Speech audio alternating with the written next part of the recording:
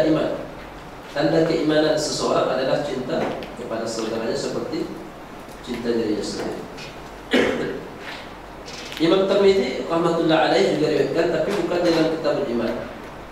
Imam Tirmidzi diriwayatkan dalam kitab sifatil qiyamah, sifat hari kiamat. Ini dalam kitab Imam Tirmidzi. Kalau syarah Tuhfatul Hawazi itu pada jilid yang ke-6, akhir-akhir. Sebab dia Tuhfatul Hawazi ini ada 7 jilid. Maka jilid yang ke-6 itu di situ ada namanya sifat al-qiyamah. Dia bercerita tentang sifat-sifat kiamat. Kiamat ini adalah hari akhir yang akan berlaku kehancuran selepas kehidupan kita di dunia ini. Maka di situ dibawakan hadis oleh Imam Tirmidzi rahmatullah alaih. Babnya apa dia? Babnya walakin ya Hanzalah sa'atun wa sa'atun. Akan tetapi ya Hanzalah sesaat dan sesaat. Kadang-kadang dan kadang-kadang, kata Nabi sallallahu alaihi wasallam. Apa makna hadis ini? Ini hadis ini ketika Hanzalah datang kepada Rasulullah dan dia katakan kepada Nabi sallallahu alaihi wasallam, ya Rasulullah, nafaqal Hanzalah. Saya telah munafik ya Rasulullah. Saya telah munafik ya Rasulullah. Nabi katakan, kenapa? Kenapa kamu mendakwa diri kamu munafik? Maka Hanzalah katakan, kadang-kadang ketika saya ada di hadapan engkau ya Rasulullah, saya teringat neraka, teringat surga, saya teringat pada akhirat. Tapi bila saya pergi daripada sisi engkau, saya kembali bergabung dengan keluarga saya lupa keadaan yang ada di sisi engkau. Maka Nabi katakan, bukan munafik itu. Karena keadaan seperti itu saatun datangnya kadang-kadang. Kan kita pun dapat merasakan seperti itu. Ada masanya ketika hati kita ini tawajuh, rasa hati itu nak datang ke masjid, ke surau, nak mendengarkan ceramah tazkirah, tiba-tiba ustaz ni cerita sikit saja pun kita dah macam nak menangis. Itu perasaan ini kadang-kadang saja datang. Padahal orang yang sama kadang-kadang ada di tepi kita dengan ceramah yang sama juga tak tersentuh pun hatinya. Tak tersentuh pun hatinya. Maka keadaan yang seperti ini kalau hilang daripada diri kita, itu bukan berarti kita munafik. Kita lalai, selesa berpura, bermain. Itu bukan berarti kita munafik. Kalau tidak, susahlah hidupnya. Kita pergi bawa anak kita ke pantai, berjalan isteri kita. Kita dalam keadaan risau, sedih. Apa ni abang ni, apa jadi? Kita berfikir akhirat. Masa ni kita nak fikir akhirat. Jadi ada time-time kita fikir akhirat. Jadi bukan berarti kita lalai daripada akhirat, tapi ada masa-masa kita kena ada muzah, iaitu bergurau ataupun kita berjalan bersukaria dengan orang lain. Ini hadis ini diceritakan oleh Imam At-Tirmidzi dalam sifat al-qiyamah, dan juga Ibnu Majah rahmatullah alaih membawakan hadis ini dalam muqaddimahnya.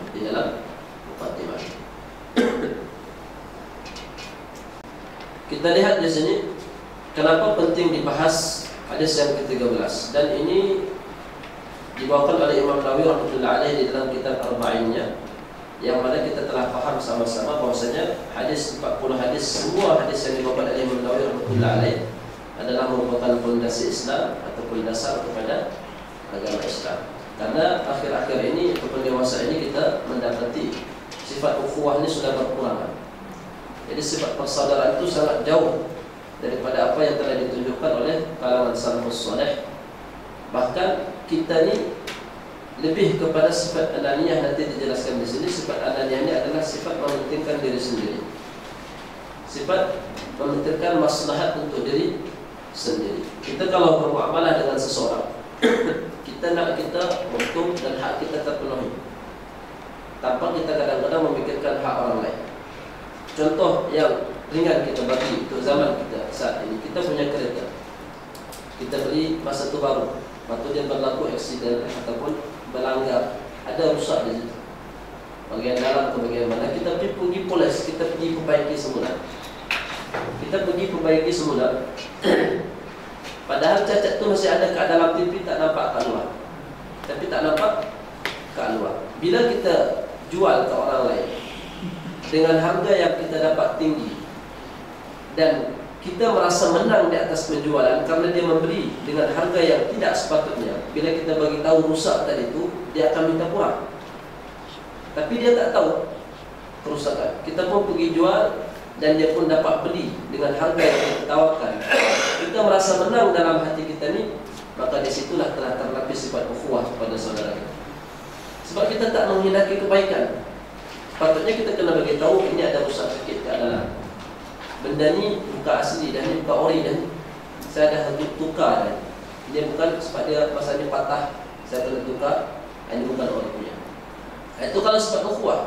Kita nak kebaikan untuk kawan kita juga, bukan hanya kebaikan untuk diri kita sendiri saja. Itu contoh sifat ukhuwah. Tapi sifat-sifat seperti ini di zaman kita kalau boleh orang tak tahu. Karena biasanya orang jual kereta, nampak masih baru, mesti ada apa-apa tu dijual.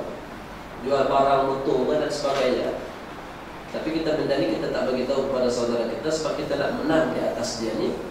Ini yang dikatakan tidak sempurna iman seseorang sehingga dia mencintai saudaranya seperti mana dia cinta untuk dirinya sendiri. Bagaimana seandainya benda tu dijual kepada kita apa yang kita suka? Kita suka dia bagi tahu semua cacat tu dan dia bagi harga yang rendah. Kan itu yang kita suka. Jadi sepatutnya seperti itulah yang kita buat kepada saudara kita, baru dijadikan kita sebagai orang yang beriman secara sempurna. Ini contoh yang ringan kita untuk masa kita saat ini. Kita lihat kepentingan hadis di bawah ini. Imam Nawawi rahmatullah alaih mengatakan di dalam syarahnya ketika mensyarahkan kitab Sahih Muslim, qala al-Imam al-Jalil, berkata Imam yang agung, Abu Muhammad Abdullah bin Abi Zaid, Muhammad bin Abdullah bin Abi Zaid. Kita lihat bagaimana Imam Nawawi dia berihtiram, dia hormat kepada ulama lain, walaupun dia sendiri adalah seorang yang besar, seorang yang diagung-agungkan dan ulama yang besar. Dia menyebut nama Abu Abdullah ni, Muhammad Abdullah bin Abi Zaid ni Imam Al-Jalil. Imam Al-Jalil seorang imam yang agung. Imam Al-Malikiyah bil Maghrib. Imam Al-Maliki. Abu Muhammad ni adalah seorang imam yang bermazhab Maliki di Maghrib. Maghrib ni Maroko.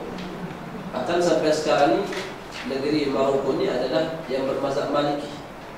Bermazhab Maliki. Jadi bila kita belajar ke sana, kalau kita belajar fikih, kita akan lebih condong kepada mazhab Maliki. Lebih condong kepada mazhab Maliki. Ada juga di Jakarta tu satu ma'had, satu madrasah menghafal Al-Quran, mereka ni bermazhab Hambali. Walaupun di Indonesia kita lihat kebanyakan majoriti kan Syafi'i. Tapi bila kita datang belajar ke sana, dia akan jelaskan. Dia kata, Ustaz Kodan kata kami ni dulu pernah belajar Syafi'i, tetapi amalan yang kami buat di sini adalah mazhab Hambali. Betul? Hambali. Jadi jelas bagi orang yang datang belajar ni, kita boleh pilih. Pelajaran yang kita pilih di situ tentunya adalah pelajaran seperti tafsir, hadis dan seumpamanya, ataupun ilmu alat.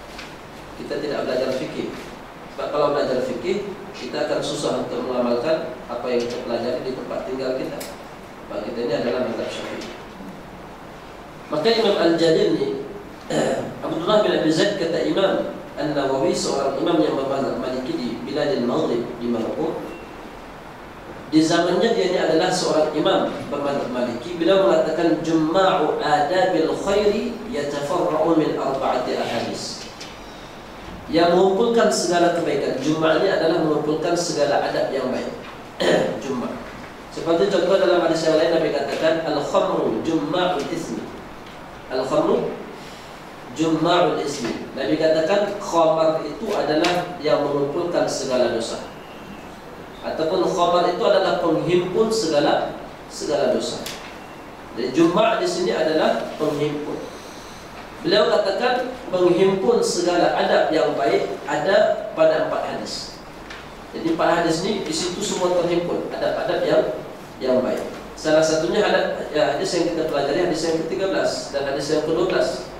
Makanya itu di antara hikmah Imam Nawawi rahmatullah alaih memasukkan di dalam kitab dia sebagai qawaiduddin, yaitu kaedah-kaedah ataupun dasar agama. 4 hadis yang mengumpulkan adab yang baik kata Imam tadi itu. Yang pertama sabda Nabi sallallahu alaihi wasallam, "Man kana yu'minu billah wal yawmil akhir falyaqul khairan aw liyasmut." Hadis ini belum sampai, tapi kita akan sampai ke sana. Hadis ini belum sampai. Barang siapa yang beriman kepada Allah dan hari akhirat, falyaqul khairan, hendaklah berkata yang baik-baik, aw liyasmut, atau lebih baik diam. Atau lebih baik diam. Itu satu. Itu termasuk adab. Mengajarkan kita berkata baik, atau diam itu adalah lebih baik kalau kita tidak dapat berkata yang baik-baik. Yang kedua, sabda Nabi sallallahu alaihi wasallam, min husni islamil mar'i tarkuhu ma la ya'ni. Hadis ini sudah lalu pada hadis yang ke-12. Min husni islamil mar'i tarkuhu ma la ya'ni. Di antara kesempurnaan Islam seseorang meninggalkan perkara yang tidak berfaedah bagi dirinya. Hadis yang ke-12. Ini pun mengajarkan adab juga. Yaitu adab supaya kita menghindarkan diri daripada perkara yang sia-sia, perkara yang tidak berfaedah, ataupun apalagi perkara yang batil, perkara yang maksiat. Yang ketiga, sabda Nabi sallallahu alaihi wasallam, lilladzi ikhtasara lahu al-wasiyah. Yang Nabi bagi wasiat yang singkat, nasihat. Kan ada satu orang datang kepada Nabi sallallahu alaihi wasallam. Dia katakan, ya Rasulullah, ausini. Ya Rasulullah, beri kepada saya nasihat, tapi nasihat yang ringkas. Nasihat yang ringkas. Apa Nabi kata sallallahu alaihi wasallam? La taghdab, la taghdab. Sambungan hadis ini, walakal jannah. Walakal jannah. Jangan kamu marah, maka kamu akan diberikan surga oleh Allah Subhanahu wa taala.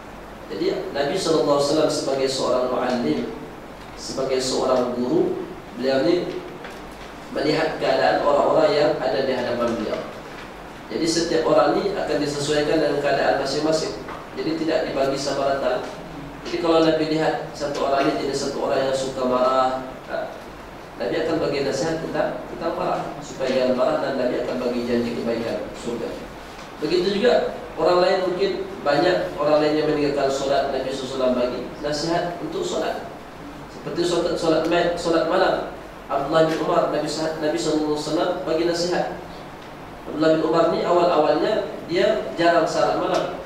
Nabi katakan Abdullah ni adalah sebaik-baik lelaki seandainya dia melakukan solat malam. Abdullah ni adalah sebaik-baik lelaki seandainya dia melakukan solat malam. Sehingga dengan sebab hadis Nabi SAW ini, Abdullah bin Umar tidak lagi pernah meninggalkan solat di malam hari. Jadi Nabi lihat keadaan orang tertentu, apa yang patut diberikan. Ini cara seorang muallim, seorang guru untuk mendidik anak-anak didiknya. Jadi lihat satu-satu. Mungkin budak ini jenis susah belajar, kita bagilah semangat untuk jadi rajin belajar, rajin membaca. Mungkin budak ini satu orang yang bijak tapi kurang adab dengan guru, maka kita ajarkan benda ini kepada budak tersebut. Ini cara ataupun manhaj Nabi SAW sebagai seorang muallim. Yang ketiga, yang keempat, hadis yang kita bacakan ini, yaitu la yu'minu ahadukum hatta yuhibba li akhihi ma yuhibbu li nafsihi. Tidak beriman seorang daripada kamu tidak sempurna sehingga dia cinta kepada saudaranya seperti mana dia mencintai diri sendiri. Jadi ini 4 hadis kata Muhammad Abdullah bin Abi Zaid Abu Muhammad mengatakan, daripada 4 hadis inilah keluar semua adab-adab kebaikan, ataupun dihimpun semua adab-adab kebaikan. Makanya dijelaskan di bawah tersebut, mungkin ini yang merupakan rahasia kenapa Imam Nawawi rahmatullah alaih memilih keempat hadis ini dan memasukkan di dalam kitab Arba'innya. Jadi 4 hadis ini semuanya dimasukkan oleh Imam Nawawi rahmatullah alaih. 2 yang baru kita baca, hadis yang ke-12 dan ke-13. 2 lagi dia akan datang kemudian. Ini rahasianya. Dan telah pun lewat sebelumnya, yaitu 2 daripada hadis itu telah kita baca, dan ini satu lagi, dan akan datang baqiyah Tuhan insyaallah taala, dan akan datang selepasnya yang lain insyaallah taala. Sekarang ini tuan-tuan Allah SWT, ada saya terbaca satu istilah yang kita perlu jelaskan di sini, istilah yang ringan tapi kita perlu tahu maknanya. Di antara insyaallah dan biiznillah, apa bezanya tuan-tuan? Insyaallah itu jika Allah menghendaki, biiznillah dengan izin Allah. Apa perbezaannya? Tak ada itu. Apa? Biiznillah dengan izin Allah. InsyaAllah. Udkhulu Misra insyaallah aminin. Masuklah ke Mesir, insyaallah kamu akan aman, selamat.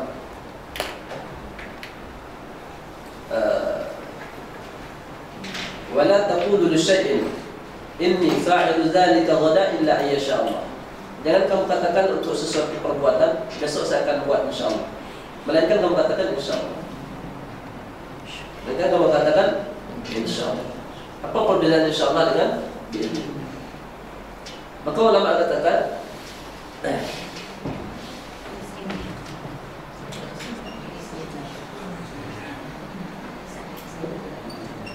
ini jika syarat menghendaki Allah oleh Allah, itu dia punya i'rabnya. InsyaAllah jika menghendaki oleh Allah. Biiznillah bani dengan adanya, dengan izin Allah. Biiznillah. Bila kita kata biiznillah, bila kita kata dengan izin Allah, dengan kehendak Allah Subhanahu wa taala.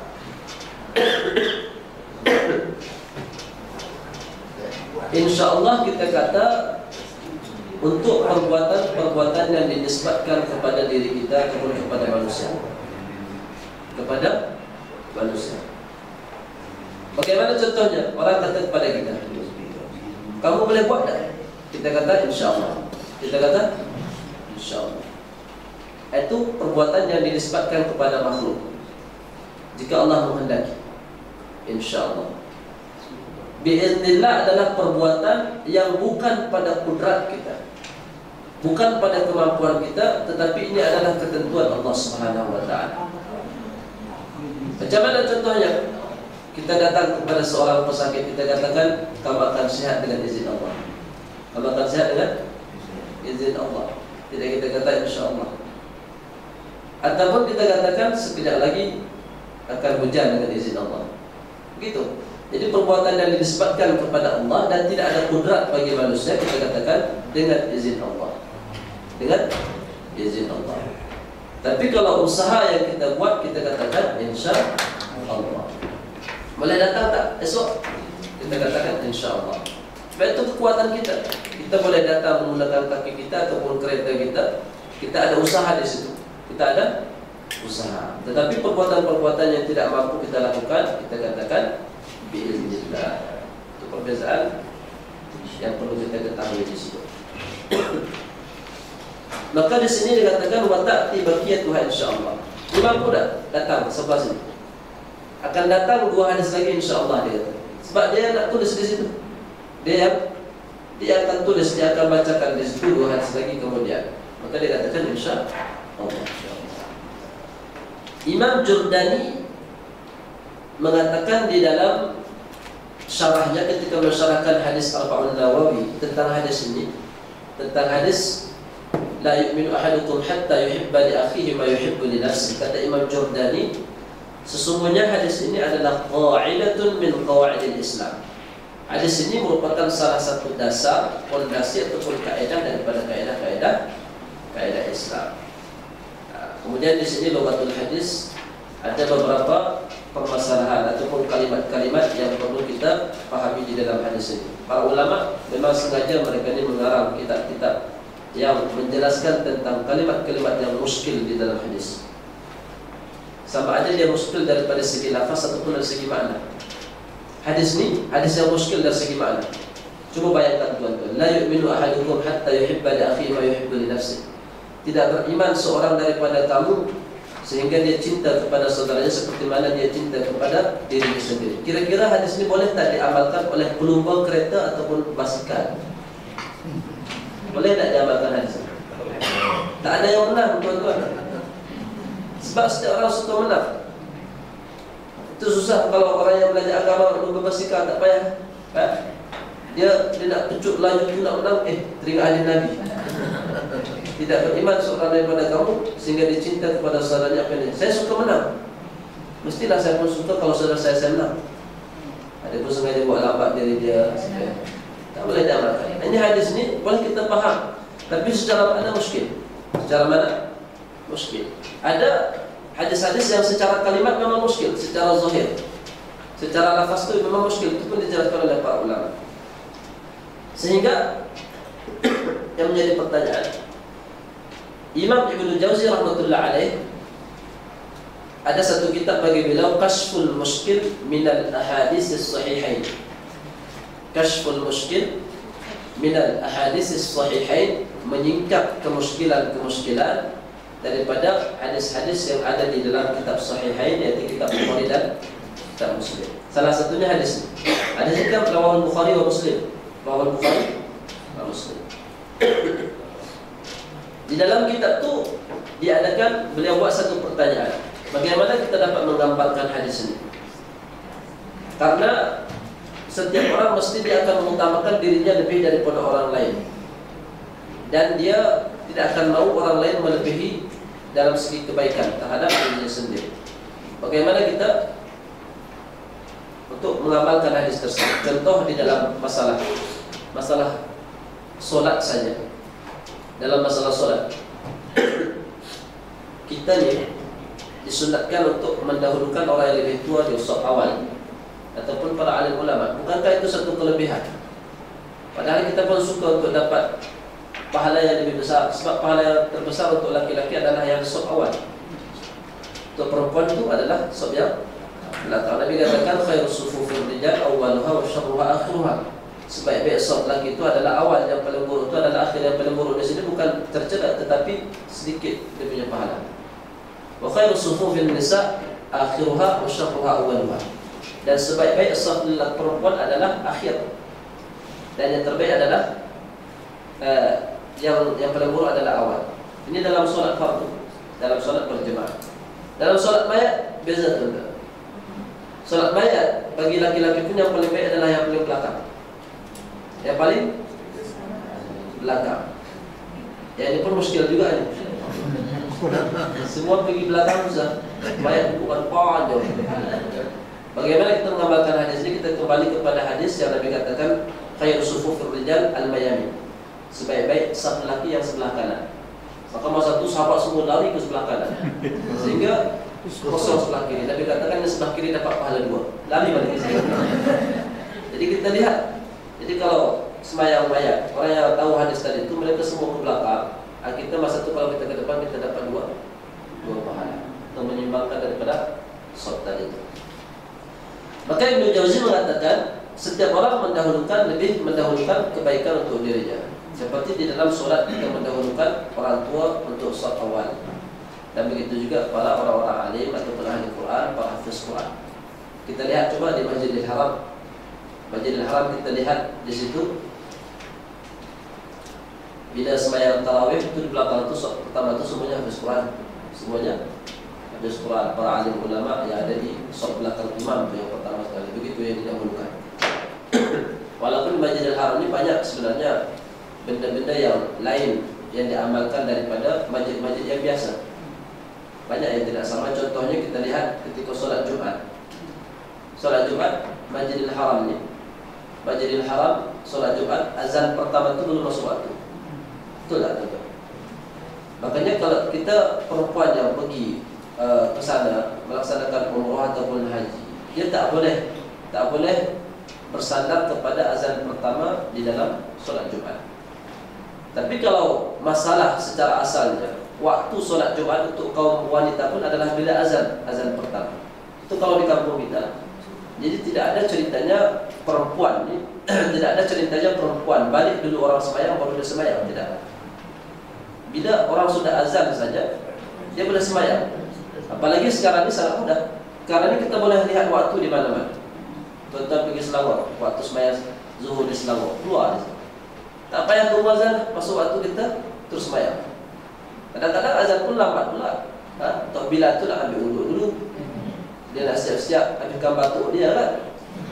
Azan dah masuk. Jadi kita boleh berpandukan kepada waktu. Benda ini berlaku di zaman dulu sebenarnya. Zaman dulu tu dia waktu tak ada, jam tak ada. Jam tak ada. Lepas tu kadang-kadang hari Jumat kita time datang mendung, waktu matahari kita tak nampak. Kaum perempuan ni daripada untuk menghilangkan syak dan ihtiyat, lebih berjaga-jaga, itu yang dia tunggu orang balik sembahyang Jumat. Jadi kalau orang dah balik sembahyang Jumat, pasti dah masuk waktu zuhur. Maka lepas tu baru dia sembahyang zuhur. Itu untuk zaman dulu. Kalau zaman sekarang, jadi kaedah ni tidak berlaku lah. Kaedah tidak berlaku, kita ikut pada waktu sembahyang. Jadi bagaimana tentang hadis tadi itu, kata Imam Ibnu Jauzi, jawaban dia beliau katakan, maksud daripada hadis ini adalah usulul khair fil jumlah wa indifa'us syarr fil jumlah. Jadi maksud kita di sini adalah menghasilkan kebaikan secara global, secara umum, bukan kelebihan-kelebihan. Begitu juga menolak keburukan daripada saudara kita secara umum. Itu yang dimaksudkan daripada hadis tadi itu. Dan contoh juga bagi orang yang sekolah. Semua tuan-tuan dan perempuan pernah sekolah, dan anak kita sekarang sedang sekolah. Semua orang nomor 1 dalam sekolah. Ya. Jadi tak boleh amalkan hadis ni. Tak boleh. Saya tak mau nomor 1. Sebab saya nanti tak dapat pahala hadis Nabi SAW. Hadis yang ke-13 dalam kitab Imam Nawawi.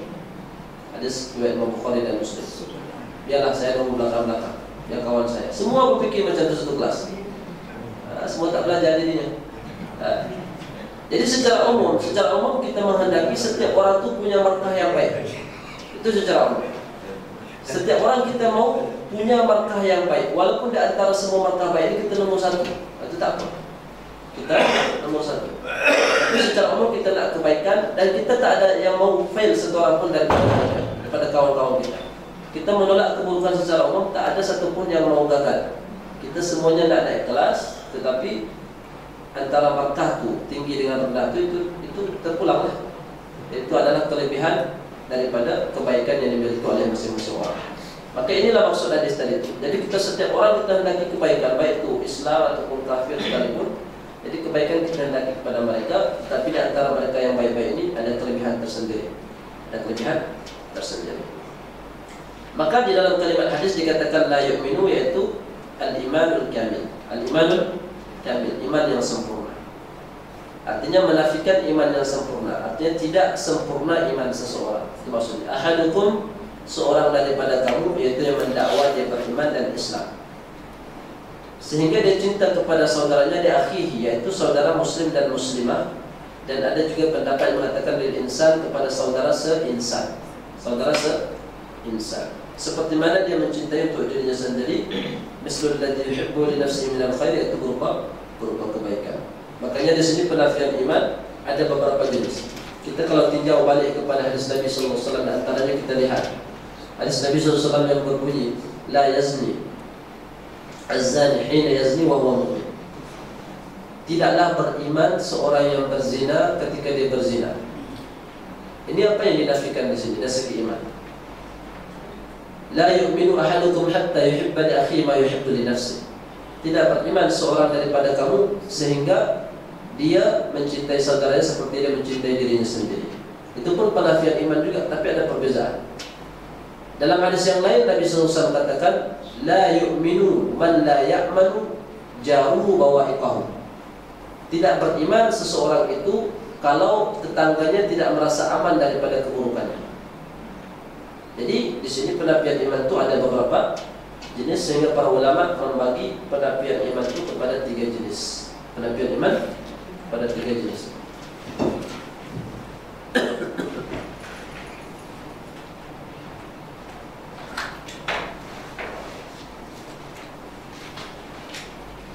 Dan umum tajuknya di sini jenis-jenis penafian iman ataupun aqsam penafian iman.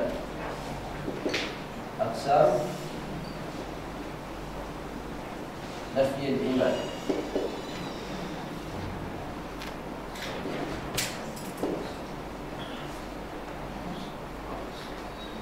Aqsam nafian iman. Ada juga hadis Nabi SAW yang berbunyi, la yu'minu ahadukum hatta yakuna hawahu tab'an lima ji'tu bihi. Tidak beriman seorang daripada kamu sehingga hawa nafsunya disandarkan kepada apa yang aku bawa, kata Nabi SAW. Maka jenis-jenis penafian iman ada 3. Jadi bila kita lihat dalam hadis Nabi SAW ataupun dalam Quran, dia tidak akan lari daripada 3-nya. Tidak akan lari daripada 3-nya. Kalau dikatakan la yu'minu, berarti dia salah satu daripada 3. Salah satu daripada 3. Yang pertama, nafyu aslil iman. Nafyu aslil iman, menafikan asal keimanan. Memang tak beriman terus. tak ada iman langsung. Tak ada iman langsung.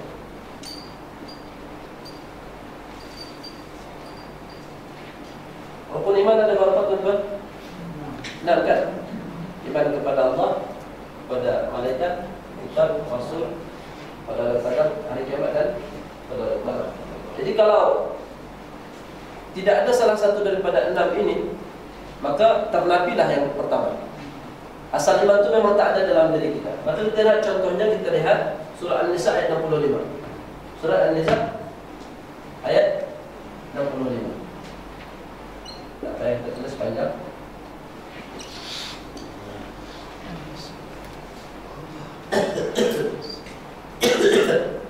Surah An-Nisa ayat 65 bunyinya, "Fala wa rabbika la yu'minuna hatta yuhaqqimuka fima shajara bainahum." Fala wa rabbika, demi Tuhan kamu, la yu'minuna, mereka tidak beriman, hatta yuhaqqimuka fima shajara bainahum, sehingga mereka menjadikan hakim, kamu sebagai hakim di atas apa yang mereka perselisihkan. Dan selepas itu di ujung ayat, dan mereka menerima apa yang kau beri keputusan. Jadi Nabi Muhammad SAW bila memberikan keputusan, kita kena terima secara 100%. Tak payah kita komentar kenapa macam ni, kenapa macam ni. Kalau kita tidak ada sifat tadi itu, maka dalam hati kita ini betul-betul tidak ada iman. Karena kita beriman kepada Allah, beriman kepada Rasul. Jadi iman yang kedua tak ada dalam diri kita, maka dia akan masuk pada kategori yang pertama ini, menafikan asal daripada iman, nafi asal iman.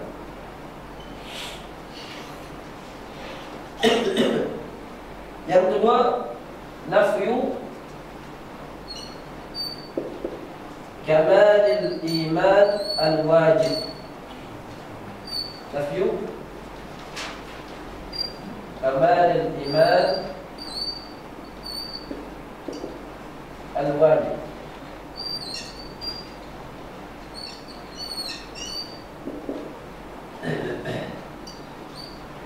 Menafikan kesempurnaan iman yang bersifat wajib. Bersifat wajib. Menafikan iman yang bersifat, kesempurnaan iman yang bersifat wajib. Kenapa?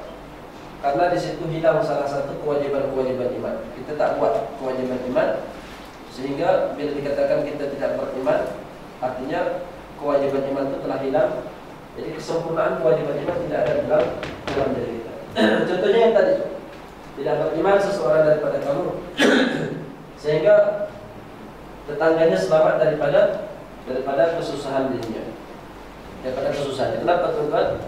Karena tetangganya wajib kita hormati, kita berikan haknya, dan haram kita menyakiti para tetangga.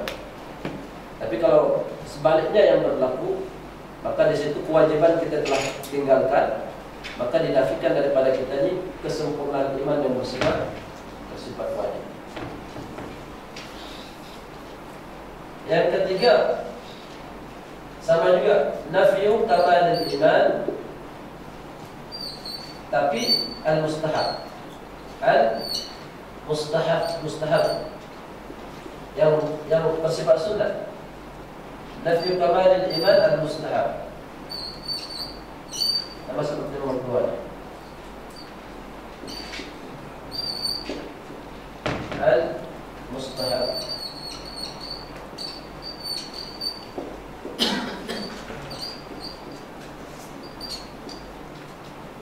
Menafikan kesempurnaan iman yang mustahab.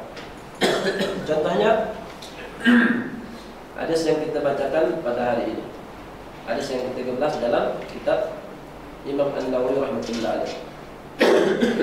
La yu'minu ahadukum hatta yuhibba li akhihi ma yuhibbu li nafsihi. Walaupun hadis ini masih ada perselisihan, sebagian ulama kategorikan hadis yang 13 ini adalah kategori yang kedua di situ.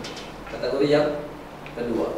Karena memuliakan orang Islam itu pun adalah mencintai saudara Islam, itu adalah satu kewajiban juga. Jadi bila tidak ada perasaan cinta kepada saudara kita, maka ternafilah kamalul iman al-wajib, kesempurnaan iman yang bersifat wajib. Tapi kebanyakan ulama menjadikan ini sebagai contoh yang ketiga. Contoh yang ketiga itu adalah iman yang mustahab. Iman yang mustahab.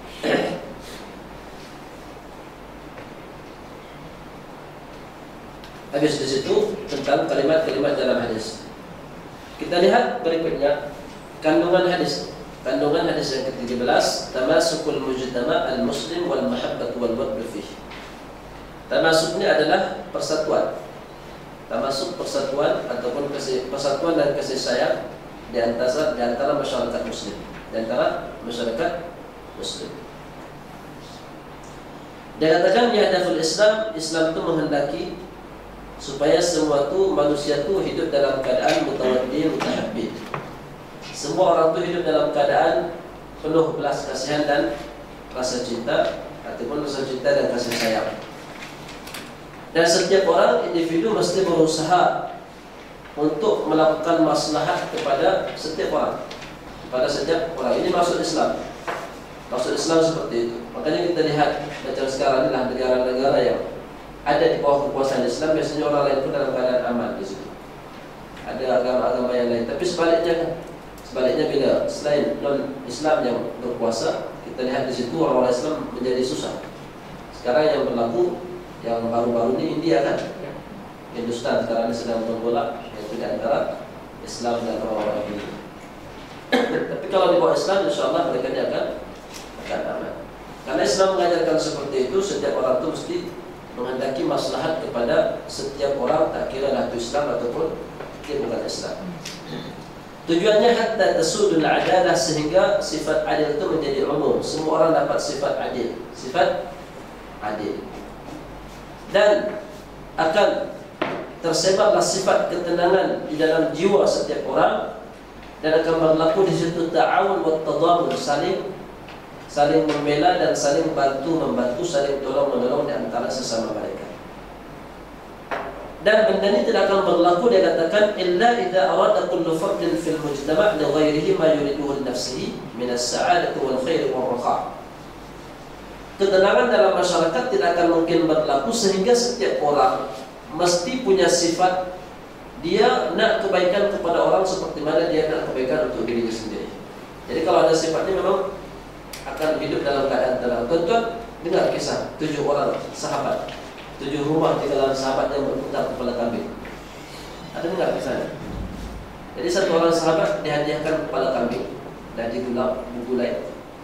Ketika dia akan makan kepala kambing ini, dia terfikir mungkin tetangga saya lebih memerlukan daripada saya. Dihantar kepada tetangganya. Kemudian tetangga yang kedua pun nak makan, dia fikir juga mungkin tetangga saya sebelah lebih memerlukan, dihantar.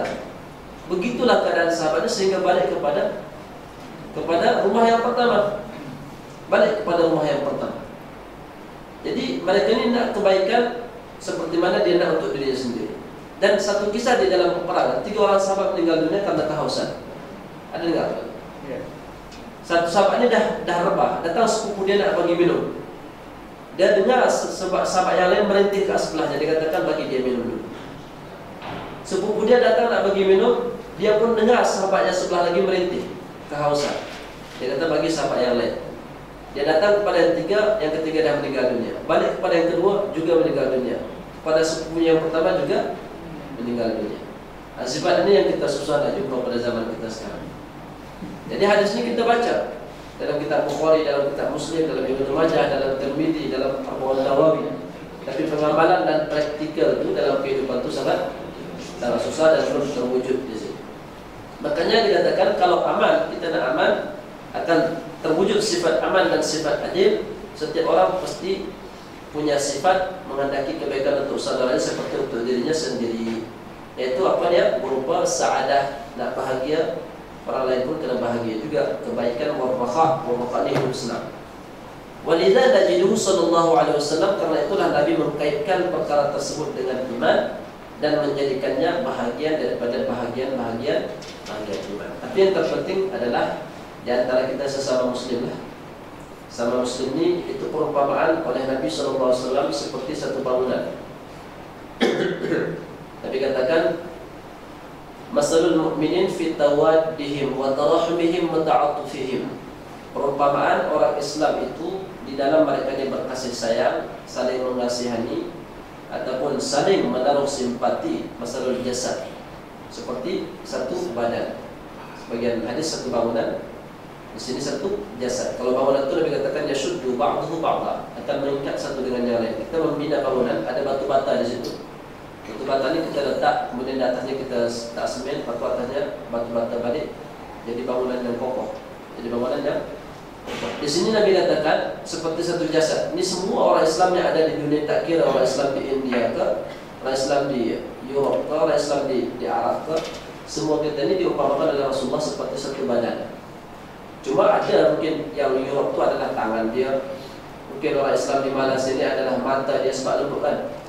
Ada mungkin orang Islam yang di Afrika itu kaki dia mungkin sebab dia keras. Jadi buatkan semua seperti satu badan. Bagaimana satu badan? Nabi katakan idza ishtaka minhu 'udwun tada'a lahu sairul jasad bis-sahri wal humma.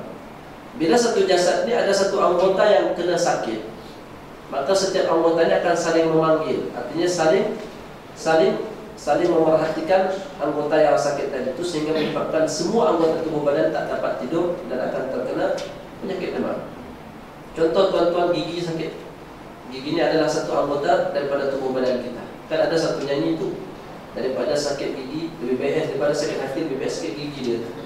Ada tuan-tuan dengan lagu itu. Tapi kita tak terima kaedah ni.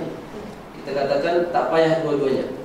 Sakit gigi pun tak payah. Sebab orang yang rasa sakit gigi bukan senang, bukan tak dapat tidur semalam kan? Orang nak ajak kita cakap pun kita marah. Orang bising sikit kita marah. Jadi dua-dua tak sedap sebenarnya. Cumanya kalau seumpamanya sakit gigi ataupun sakit kepala lah kena pada seseorang, itu bukan semua anggota yang lain diam. Semua anggota akan jadi tidak sedap. Gigi yang sakit tapi badan jadi demam. Badan jadi demam. Ataupun mata yang sakit, anggota yang lain tidak akan rasa selesai.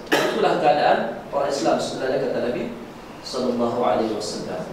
Jadi kita ni orang Islam, kasih sayang artinya saling memperhatikanlah. Kegembiraan orang lain adalah kegembiraan kita, dan kesedihan orang lain itu adalah kesedihan kita. Kita lihat di situ tuan-tuan Allah Subhanahu wa taala sifat salafus saleh. Sebahagian mereka ni berkasih sayang bukan hanya kepada orang-orang Islam yang baik-baik saja, tetapi ahli maksiat pun mereka ni kasih sayang. Dalam arti kata kasih sayang bukan kepada kemaksiatan, tapi kita sayang kepada orang, sayang kepada orangnya dan benci kepada maksiat, benci kepada maksiat. Itu yang mereka katakan, kalau orang yang sudah punya rasa cinta yang sempurna dan hakikat secara semula jadi, memang dia betul cinta dia kepada orang Islam ini karena Allah Subhanahu wa taala. Dia akan sayang kepada setiap ahli maksiat ataupun ahli yang soleh. Cuma perbezaan kasih sayang itu letaknya berbeza. Kita dikatakan di sini ahlul mahabbah lillah nazaru binulillah. Orang yang cinta karena Allah itu, dia setiap pandangan itu melihat dengan cahaya daripada Allah Subhanahu wa taala. Bagaimana dia melihat dengan cahaya Allah? Wa'atafu ala ahli ma'asillah maqatu a'malahum wa'atafu alaihim liyuziluhum bil mawa'iz al-fi'alihim. Jadi orang yang cinta karena Allah Subhanahu wa taala, bila melihat ahli maksiat, mereka benci kepada maksiatnya, cinta kepada orangnya. Cinta kepada orangnya. Ini boleh kita praktikkan, tapi susah tuan-tuan. Satu orang melakukan maksiat, contohlah dia pencurian. Ini kalau kena dengan masa, mungkin kena pukul habis-habis. Betul tak? Padahal di situ ada hukum di dalam Islam yang tidak sampai kepada situ. Banyak juga yang mati karena itu. Ini kan hukuman yang tidak sesuai. Orang hanya mencuri mungkin barang ataupun mutu yang harga dia mungkin yang mahal-mahal itu dalam 7.000, ataupun kalau mahal sangat itu boleh sampai 20.000 lah kan, ataupun 100.000. Tapi itu dengan nyawa belum seimbang, belum sesuai dengan nyawa. Kadang-kadang kita panggil orang ramai, kita pukul dia ini sampai hilang dia punya nyawa. Maka ini suatu perbuatan yang tidak betul. Orang-orang yang kasih kepada kita, coba kalau kita lihat tuan-tuan Allah Subhanahu wa taala, kalau dia mati dalam keadaan seperti itu kan mesti masuk neraka dia. Dia buat ahli maksiat. Tapi kalau kita panggil dia ini secara baik-baik, kita bagi nasihat, kita bagi mauizah kepada dia sehingga dia dapat meninggalkan maksiatnya, dia akan mati dalam keadaan soleh. Dia akan masuk dalam surga. Makanya di situ Makanya mereka akan benci kepada perbuatan tapi sayang kepada orangnya untuk meninggalkan, untuk menghilangkan perbuatan tersebut dengan nasihat-nasihat yang baik. Wa asfaqu ala abdanihim minan nar, dan mereka sayang kepada jasad-jasadnya supaya tidak dibakar oleh api nerakanya Allah Subhanahu wa taala. Jadi ini perumpamaan orang yang kasih sayang karena Allah Subhanahu wa taala. Kita lihat satu lagi tuan-tuan dalam fiqhul hadis, al-iman al-kamil, iman yang sempurna di situ. Iman yang sempurna. Perumpamaan iman yang sempurna. Kita bila sudah mengucapkan kalimat syahadat dan beriman semuanya, ikrar kita dengan lisan kita dan tasdik dengan hati kita ni, kita sudah mukmin dipanggil. Kita sudah mukmin. Cuma martabat iman kita itu tak sama. Kita dapat iman yang belum mampu menyelamatkan kita daripada azab Allah Subhanahu wa taala. Contoh yang mudah kita bagi, air kita bagi setiap orang. Setengah orang tu kita bagi satu botol, setengah orang kita bagi satu gelas, setengah orang kita bagi setengah gelas air. Setiap orang ada tak air dalam pada mereka? Mereka ni punya air semuanya, tapi beza kadar air. Air yang pertama mungkin hanya cukup untuk minum saja. Air yang kedua mungkin cukup untuk ambil wuduk. Tapi orang yang kita ambil air satu baldi itu cukup untuk mandi. Dia cukup untuk mandi. Jadi begitulah perumpamaan iman kita ni. Bila mengucapkan dua kalimat syahadat, semua sudah beriman. Tapi setengah orang tu dia hanya cukup iman dia itu untuk melepaskan diri mungkin daripada azab neraka. Setengah orang dia iman dia ni cukup untuk menyampaikan dia ni kepada derajat orang soleh. Ada setengah orang iman dia ni cukup untuk menjadikan dia ni orang muqarrabin, orang yang dekat duduknya dengan para awliya, para nabi di dalam surga. Ini perbandingan iman. Maka dikatakan di sini pembahasan adalah al-imanul kamil. Jadi dalam hadis tadi itu Nabi katakan la yu'minu ahadukum, tidak beriman daripada kamu, artinya belum sempurna iman seseorang daripada kamu. Jadi kalau kita tak cinta kepada saudara kita seperti mana kita cinta diri kita, bukan berarti kita orang kafir. Kita dah beriman, tapi derajat iman yang sempurna tadi belum kita peroleh. Itu maksudnya. Dia kata di sini asal iman itu sudah wujud dengan sifat tasdik daripada hati kita yang benar. Jadi dalam hati kita kalau sudah ada meyakini rukun iman yang keenam itu, maka kita sudah dipanggil beriman. Dan iz'an dengan mengakui sifat rububiyah Allah Azza wa Jalla. Kita dah tahu dah Allah itu Maha Pencipta, Allah Pemelihara, Allah yang memberikan rezeki. Ini sifat rububiyah. Ini sifat rububiyah. Ini kita dah yakin, maka kita sudah beriman. Dan kita beriktikad dengan rukun-rukun yang lain, yaitu rukun iman yang 6 tadi itu, yaitu dengan malaikat, kitab, rasul dan hari akhir dan qada dan qadar. Maka iman tidak dapat dikaitkan kepada selain daripada rukun-rukunnya tadi. Di dalam hadis ini Nabi sallallahu alaihi wasallam menjelaskan anna iman la tarsakhu juzuruhu fi an-nafsi wa la yatamakkanu min al-qalbi wa la yakunu fi sadri al-muslim illa idza asbaha insanun khairan ba'idan anil ananiyah wal hikmah. Maka dikatakan dalam hadis ini seorang tidak akan sempurna imannya dan iman tidak akan tertancap di dalam hati sehingga dia menjadi satu orang manusia yang baik, jauh daripada sifat ananiyah. Sifat ananiyah sifat keakuan. Sifat keakuan ataupun sifat memikirkan diri sendiri. Biarlah dia orang, yang penting saya dapat untung, yang penting saya bahagia. Apa lihat kepada orang lain. Tak payah kita memikirkan urusan orang lain. Itu tak betul, kaedah tak betul tuan-tuan. Kita mesti ambil berat terhadap kehidupan orang lain. Kita lihat satu hadis Nabi sallallahu alaihi wasallam. Nabi katakan kepada sahabatnya, bila ketika sahabatnya sedang memasak satu daging, Nabi katakan, banyakkan kuahnya ta'ahad jiranak. Nabi katakan, banyakkan kuahnya, lebih berat tentang tetangga kamu.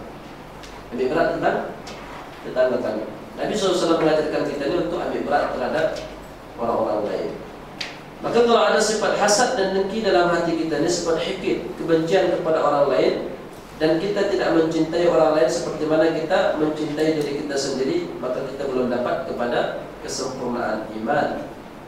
Dan kita tidak berjaya dengan keridhaan Allah Subhanahu wa taala. Itu syarat daripada kita mendapatkan kesempurnaan iman, al-imanul kamil tadi itu. Al-imanul kamil. Satu lagi contoh tuan-tuan. seperti kita bagikan tadi itu, kita katakan maksud hadis tadi itu la yu'minu ahadukum, artinya tidak beriman seseorang daripada kamu. Ini adalah untuk contoh kebaikan secara umum, kebaikan secara umum, bukan kelebihan-kelebihan yang khusus yang diberikan oleh Allah Subhanahu wa taala. Kita boleh tamanni, berharap dapat nikmat seperti mana orang lain, tapi bukan dengan perasaan hasad dan dengki. Dengan perasaan hasad dan dengki. Hasadnya apa maksudnya? Hasad ni, dengkinya maksudnya kita ingin dapatkan, pindahkan nikmat yang ada pada orang lain pada diri kita. Itu maknanya hasad dengki. Ini kita ada satu saudara, kawan baru datang daripada Sabah, Labuan. Dia pindah ke sini. Di Labuan dia ni berjual, dia menjual makanan. Jadi bila menjual makanan, depan tu ada kedai. Orang bila beli, datang ke kedai dia, tak datang kepada kedai sebelah. Apa yang jadi tuan-tuan, kedai sebelah tu buat sihir untuk dia. Sampai dia ni tak boleh angkat kakinya daripada tanah. Daripada tanah tak boleh angkat kaki dia. Jadi sekarang ni dia sengaja pergi daripada Labuan, tinggal suami dia seorang sana. Sebab suami ini ada kerja di sini, tak boleh tinggal. Dia angkat semua anak-anak dia. Ada di Bangi sekarang. Ada di Bangi. Dia nak buka kedai di sini pula, nak buka kedai di sini pula. Sebab di sana kena sihir. Ini perasaan dengki dan hasad tadi tu. Tapi dah bagi obat, pergi ke Kelang, ada satu ustaz yang di Kelang tu yang bagus tentang sihir, dan dia punya penyakit dah hilang. Jadi sihir ni satu perbuatan yang dibenci di dalam Islam. Ada setengah orang mengatakan sihir ni perbuatan yang buruk, tapi kalau guna kepada yang baik, jadi baik. Tak betul, tuan-tuan. Tak betul. Sebab sihir ni menggunakan jin, menggunakan syaitan. Jadi kalau kita buat satu perbuatan, asal dia tak baik, dia tetap jadi tak baik. Kita bersedekah dengan duit curi, tak boleh. Bagi sedekah dengan duit curi, tak boleh. Saya baru ni datang hari Sabtu daripada Pokla, naik taksi. Saya cerita lah dengan driver taksi ni. Dia pernah sekolah agama dulu sampai universiti, tapi universiti dia ambil bagian mekanik, bagian mesin lah. Tapi dia pandai sikit masalah tarekat-tarekat ni. Dia pandai masalah tarekat-tarekat. Dia pun cerita pasal macam tu. Salah satu contohnya dia katakan, kalau kita dapat yang baik, kalau kita buat yang baik walaupun sebabnya tak baik, jadi baik, dia kata. Tapi saya tak jawab banyak lah dalam bulan. Takut dia turunkan saya tengah jalan. Saya ada hadisnya, saya ada dalilnya, boleh jawab, boleh pangkah dia terus. Dia kata awak turunlah sini, senang. Pun dia sajalah. Bahasa dia orang Makassar, orang Sulawesi, tapi tuk dia dah jadi, dah pindah kat sini dulu, dia dapat IC sini. 2 kali bercerai dia. 2 kali bercerai. Dia salahkan isteri dia, tapi saya rasa dia yang salah. Sebab dia cakap macam tadi tu. Dia cakap macam tadi tu. Maka mana sihir, tuan-tuan? Maka sihir ini adalah satu perkara yang berbahaya. Sehingga ada satu amalan yang diajar oleh ulama kita zaman sekarang untuk menangkal sihir. Nabi SAW, ini daripada hadis Nabi SAW. Rasulullah ini bila merasakan sesuatu terhadap dirinya, apa yang dia buat? Malam sebelum tidur, baca ayat kursi. Kemudian selepas ayat kursi itu baca Al-Ikhlas, Qul Huwallahu Ahad. Kemudian baca Qul A'udzu Birabbil Falaq, baca Qul A'udzu Birabbin Nas. Angkat tangan macam ni, tiupkan ke tangan, sapu kepada kepala, muka dan dada. Lakukan 3 kali. Lakukan 3 kali. Amalan ini insyaAllah akan menghilangkan kita daripada sihir. Ini amalan yang cukup bagus. Amalan Rasulullah SAW. 3 kali kita buat. Jadi pertama kita buat, kita lunjurkan kaki kita sebelum tidur tu. Kalau boleh tidur bukan arah kiblat lah. Kita kalau boleh sebaik-baik tidur tu arah sana. Kiblat mana ni? Kiblat sana. Kita kepala ke sana, kaki ke sana. Itu yang paling bagus lah. Itu tidurnya Nabi Muhammad SAW. Nabi Muhammad bila tidur dia baring sebelah kanan macam tu. Jadi badan dia menghadap kiblat, kepala ke sana. Tapi ada boleh juga tidur kepala arah kiblat, kaki ke timur. Jadi kalau kepala ke arah kiblat, kita duduk dulu, menunjukkan kaki ke timur, badan kita kan melakukan kiblat. Kita angkat tangan macam ni, baca ayat kursi, baca Qul Huwallahu Ahad, Qul A'udzu Birabbil Falaq, Qul A'udzu Birabbin Nas, kita tiup, kemudian kita sapu. Buat kali kedua sampai 3 kali. Sampai 3 kali. Ini melindungi diri daripada sihir, ataupun kalau ada pun yang sudah kena sihir, dia akan diangkat sihirnya oleh Allah Subhanahu wa taala.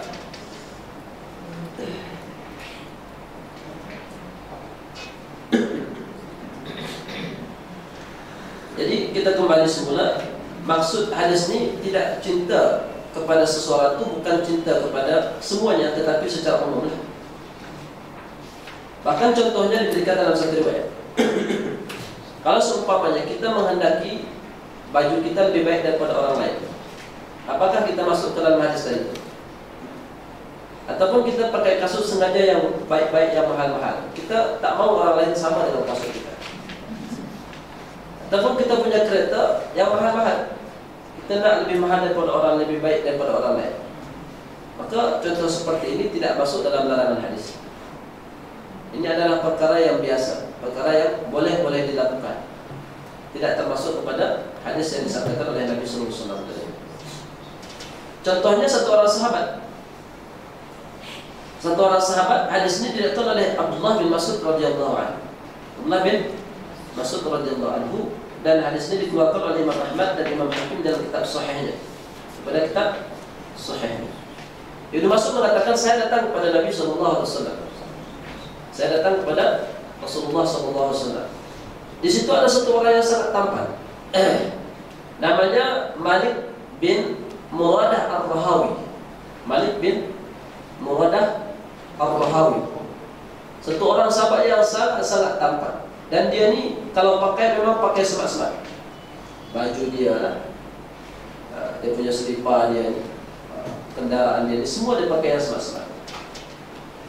Maka ketika itu kata Abdullah bin Mas'ud, saya dengar laki-laki ini dia tanya kepada Nabi sallallahu alaihi wasallam, ya Rasulullah,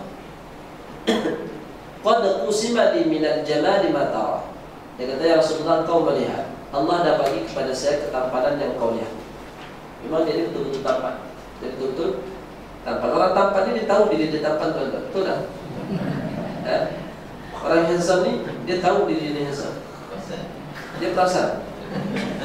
Yang teruk tu tak handsome tapi perasaan handsome. Itu yang payah. Tapi biasanya orang handsome dia tahu dirinya, dia tahu diri handsome. Dia akan berjalan lebih percaya diri, lebih percaya diri. Macam tu juga sahabat ni, memang dia tahu diri dia handsome. Satu lagi sahabat yang handsome kan Ibnu Jarir. Ibnu Jarir itu satu sahabat yang handsome, sehingga Nabi SAW senantiasa senyum melihat kepada dia. Terlalu handsome juga. Di sini Malik bin Muradah Ar-Rahawi dia katakan, ya Rasulullah, kau melihat saya ini telah diberikan ketampanan oleh Allah Subhanahu wa taala. Dan dia kata, saya tidak suka ada satu orang yang melebihi saya walaupun tali selipar. Itu dia kata kepada Nabi SAW. Sehingga tali kasut pun saya tak suka orang lain lebih baik daripada saya tali kasut. Dia nak beli mahal yang bagus-bagus, dia punya mahal kan. Apalagi yang di atas tali selipar tu. Bukankah ini merupakan satu kezaliman atau satu sifat kesombongan? Dia kata kepada Nabi sallallahu alaihi wasallam. Apa jawaban Rasulullah sallallahu alaihi wasallam? La, laisa dzalika minal baghi, walakin al-baghi man batira al-haq wa ghamasa an-nas. Nabi katakan itu bukan satu kezaliman dan bukan satu kesombongan. Sombong itu adalah orang yang menolak kebenaran dan meremehkan, menganggap rendah kepada manusia.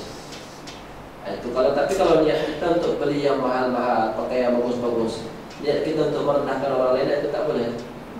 Tapi kalau tabiat kita memang macam itu, kita sejenis orang yang daripada kecil dididik oleh orang tua kita ini dengan pakaian yang mewah, pakaian yang bersih-bersih, yang bagus-bagus. Kemudian sampai kita tua, kemudian kita sampai kita kerja memang menjadi orang kaya, dan tabiat kita tadi itu memang tabiat yang semula jadi, maka kita buat. Itu bukan merupakan satu kesombongan dan tidak dilarang di dalam syariat kata Nabi sallallahu alaihi wasallam. Jadi tidak termasuk pada hadis tadi itu. Terakhir di sini kita lihat ada 3 cara di sini dijelaskan di dalam kitab ini untuk menghasilkan iman yang sempurna dalam diri setiap orang Islam. Ada 3 cara untuk menghasilkan kesempurnaan iman di dalam diri setiap orang Islam. Satu, dia kata adalah dia mencintai untuk orang lain daripada kebaikan yang dibolehkan ataupun perbuatan ketaatan yang dia suka untuk dirinya sendiri. dan membenci keburukan untuk orang lain seperti mana dia membenci untuk dirinya sendiri. Itu satu syaratnya untuk menjadikan kesempurnaan iman. Jadi berupa taat dan ibadah juga seperti itu. Makanya kalau ada satu orang ahli maksiat, kita bukan membencinya, tapi kita ingin dia ini adalah orang yang taat kepada Allah Subhanahu wa taala supaya sama-sama masuk surga. Ketika Rasulullah duduk dengan para sahabat lewat jenazah orang Yahudi, Nabi bangun dan Nabi menangis. Nabi menangis. Sahabat katakan, ya Rasulullah, kenapa menangis? Bukankah ini jenazahnya orang Yahudi? Nabi katakan, dia mati dalam keadaan kafir. Allah tidak jadikan saya sebagai sebab dia selamat daripada api neraka. Ini kan kasih sayang Rasulullah kepada umat. Orang kafir pun meninggal dunia, Nabi SAW menangis. Makanya kalau kita sudah melakukan satu kebaikan, amal ibadah dan ketaatan, kita jangan merasa cukup dengan kesolehan diri sendiri. Jangan merasa soleh diri sendiri sudah merasa cukup, tapi kita bawa orang lain untuk soleh, sama seperti kita ini. Itulah tujuan dakwah sebenarnya. Kepada orang-orang dakwahnya kan ajak kita ke masjid, ajak kita untuk melakukan sedekah dan seumpamanya. Dia nak kebaikan untuk diri kita ini, sama ada kebaikan dunia atau sebagai kebaikan akhirat. Yang kedua, syarat untuk seorang itu menjadi Islam yang sempurna, ayyajtahida fi islahi akhihi muslim, hendaklah dia bersungguh-sungguh untuk melakukan perbaikan terhadap saudaranya yang Islam. Kalau dia melihat satu kekurangan di dalam segi agamanya, dan itu pun sifatnya harus ada pada diri kita. Jadi kita harus ada sifat tamanni untuk baik seperti orang lain. Kita lihat satu orang dia adalah orang soleh, rajin ke masjid, rajin ibadah, maka kita buat seperti itu. Kenapa dipaparkan tuan-tuan di dalam kitab sejarah kehidupan para salafus soleh yang banyak ibadahnya? Kenapa dipaparkan? Supaya kita dapat seperti mereka. Ali Zainal Abidin yang senantiasa kita sebut. Ali Zainal Abidin ini anak kepada Sayyidina Husain. Bapaknya adalah Ali bin Abi Thalib. Artinya Ali bin Abi Thalib adalah tok dia. Tok dia. Tapi ibu kepada Ali Zainal Abidin bukan orang Arab, bangsa Parsi. Anak kepada Yazdajur yang dikalahkan di dalam peperangan Parsi. Kemudian putri dia ini dinikahkan dengan Sayyidina Husain. Anak dia inilah lahir Ali Zainal Abidin. Zainal Abidin dalam bahasa Arab dipanggil perhiasan para ahli ibadah. Zainul perhiasan, Al-Abid ahli ibadah. Kenapa dikatakan perhiasan ahli ibadah? Ali Zainal Abidin ini dia telah menetapkan, mewajibkan untuk diri dia ni setiap hari sembahyang sunat 1000 rakaat. Sembahyang sunat 1000 rakaat. Ini sebagai dalil bahwasanya di dalam perkara agama yang tidak khilaf dengan sunnah boleh kita buat. Boleh kita buat. Ali Zainal Abidin menetapkan satu jumlah rakaat untuk salat sunat tertentu untuk dirinya sendiri. Dan dia menetapkan waktu yang tertentu setiap hari. Ini kan tak ada ajaran daripada Rasulullah sallallahu alaihi wasallam. Sahabat lain tak pernah buat. Tapi tak pernah buat, tapi dia buat. Tapi dia buat. Adakah ini ada kita katakan bid'ah? Bukan bid'ah benar. Dia tidak khilaf dengan sunnah Nabi sallallahu alaihi wasallam. Sunat solat nawafil sebanyak-banyak tak ada masalah. Dan dia tetapkan untuk dirinya sendiri 1000 rakaat setiap hari itu. Itu dikatakan bukan satu hari sampai dia meninggal dunia. Sampai dia meninggal dunia. Makanya dia dikatakan Zainul Abidin perhiasan ahli ibadah. Imam Ahmad bin Hanbal dia tetapkan untuk dirinya sendiri setiap hari sembahyang sunat 300 rakaat. Imam Ahmad bin Hanbal. Tapi ketika dia sudah dicambuk, ketika itu dihukum karena masalah khalqul Quran, dia menjadi lemah. Dia tak mampu melainkan hanya buat 150 rakaat. Tapi sampai mati itu. Sampai mati. Jadi kita lihat bila kita belajar secara banyak, ulama kita katakan kenapa di sini sekarang ini kita beragama sangat jumud. Ada di zaman kita sekarang orang-orang yang beragama sangat jumud. Ada beberapa sebab di situ. Salah satunya kekurangan referensi. Mereka ini jarang membaca. Dan dalam dirinya ada sifat fanatik. Dia mau belajar kepada ustaznya saja, tak mau baca kitab orang lain. Itu penyebab kita ini jumud di dalam agama. Bila kita lihat kitab orang lain, kita baca secara luas, maka kita akan dapat memahami, yaitu amalan-amalan yang berbeza daripada apa yang kita amalkan. Ada satu perkataan daripada Buya Hamka. Buya Hamka kan awal-awalnya dia tak terima acara maulid kan, Maulid Rasul. Maka ketika hampir dah tua dan mati, dia ikut Maulidul Rasul dengan para ulama di Indonesia. Muridnya tanya, kenapa kamu ikut Maulid? Dia katakan, dulu saya baca 1 kitab, sekarang saya baca 1000 kitab. Saya baca 1000 kitab. Jadi dengan banyak membaca dan banyak belajar, hati kita ini akan semakin terang dan semakin luas untuk menerima pendapat orang lain yang berbeza dengan pendapat kita. Maka ini amal-amal kita lihat daripada salafus saleh. Jadi kita lihat kehidupan mereka ini supaya kita ini ada jazbah dan semangat untuk ikut seperti mana amalan mereka. Jadi yang kedua kita berusaha untuk melakukan islah kepada saudara kita yang Islam bila kita melihat kekurangan daripada segi agamanya. Di antaranya adalah melakukan maksiat ataupun meninggalkan solat dan seumpamanya. Baru-baru ini ada pertanyaan kita lihat ya, di dalam ceramah para ustaz. Dia tanya masalah qada solat bagi orang yang kerja seperti artis ni, tuan-tuan. Nah, artis ini kan bila dia syuting dan dia main filem ini sampai beberapa jam. Kadang-kadang tak sempat dia sembahyang, dia qada selepas itu, dia kata. Dia qada selepas itu. Ini satu kekurangan dalam agama seperti sebenarnya. Sebab qada sembahyang ini tak boleh melainkan dalam keadaan darurat.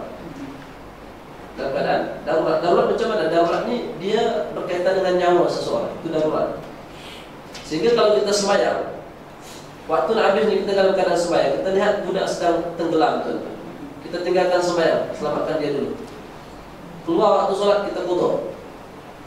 Ataupun seorang doktor tukar operation bedah, dia buat ni sampai 5 jam kadang-kadang, dia akan meninggalkan solat. Masa tu dia boleh qada solat. Sebab itu berkaitan dengan nyawa. Kalau hanya sekedar hilang kita punya make up ataupun kita tak mau solat, itu bukan perkara yang darurat. Itu kita kena sembahyang juga. Kena sembahyang juga. Di Indonesia tu ada kumpulan artis yang bertaubat. Kumpulan artis yang bertobat. Artis ni bukan dikira dia ni ahli maksiat, mungkin zaman dulu lah. Bukan zaman dulu.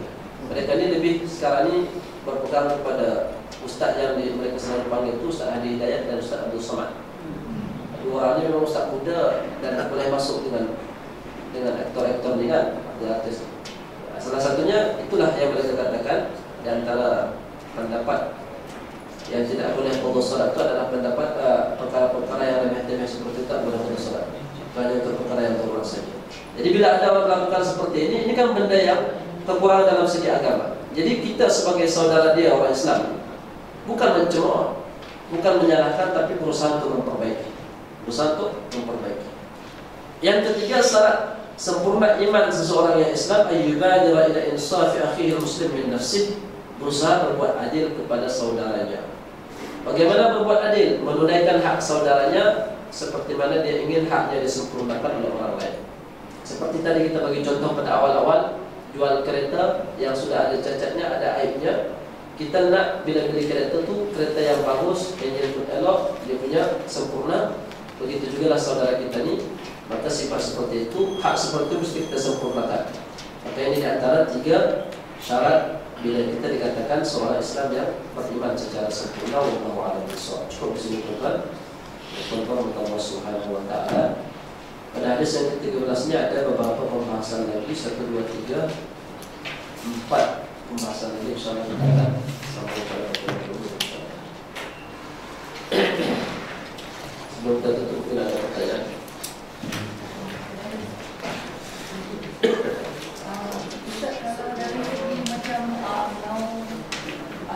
Saya ada 2 soalan. Pertama dia adalah satu, dalam keadaan saya tidak mau menaikkan ataupun mau baikkan seseorang tu, jadinya dia dari segi halwat, dari segi pergi bentuk pintu di rumah, lakukan bukan Islami lah, pada ada seseorang ustaz itu bukan cara Islam ya. Kita tutup pintu, buat mesin dan lain-lain. Insya-Allah aku yang betul, aku salah betul.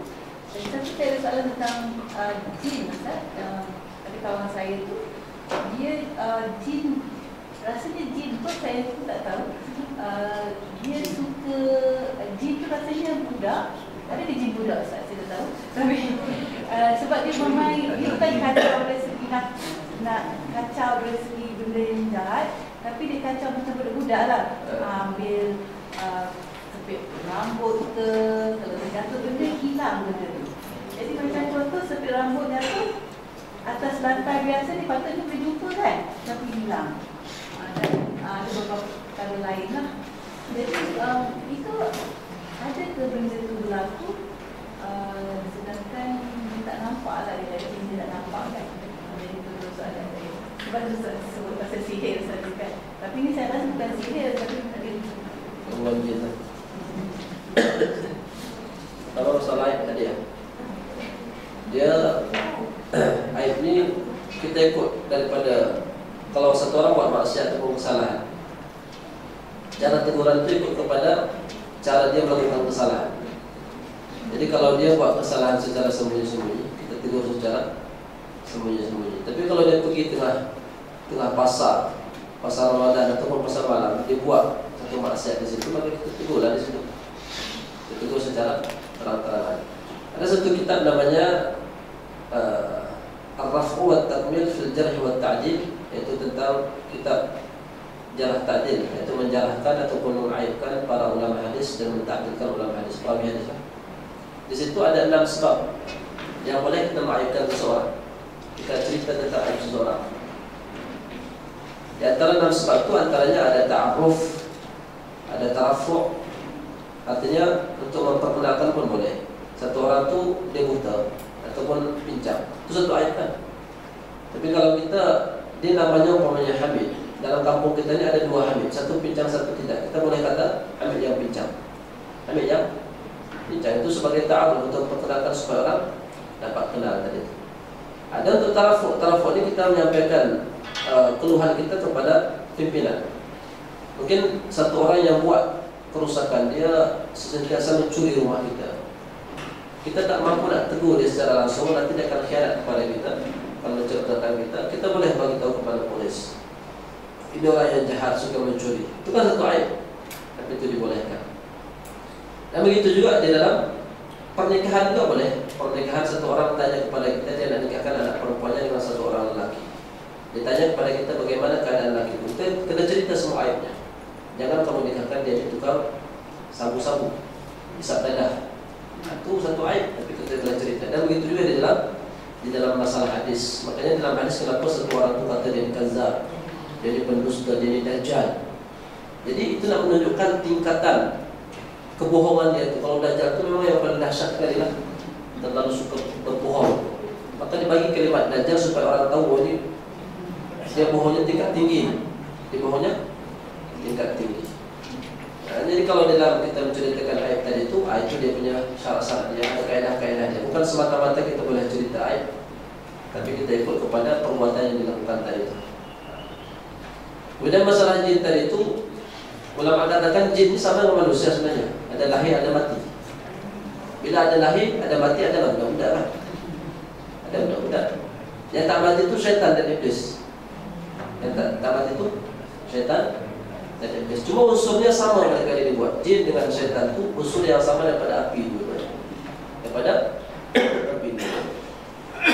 Makanya jin pun mukallaf seperti mana manusia pun adalah mukallaf, dituntut untuk beribadah kepada Allah Subhanahu wa taala.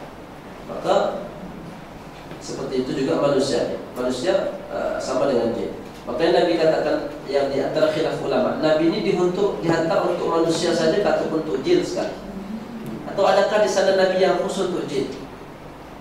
Makanya pendapat jumhur ulama mengatakan Nabi Muhammad ini sekali untuk jin, sekali untuk jin. Makanya dalam Al-Quran ada surat jin, Nabi menyampaikan Al-Quran dan jin benar pula. Jin ini mendengar. Dan ada di antara jin yang beriman dan mereka mengatakan Al-Quran adalah sebaik-baik perkataan. Qul uhiya ilayya annahu istama'u nafaran minal jin faqalu inna sami'na Qur'anan 'ajaba yahdi ila rusydi. Jadi mereka mengatakan kami mendengar satu perkataan yang sangat menakjubkan, yang perkataannya akan memberikan petunjuk kepada hidayah, membawa kita kepada petunjuk.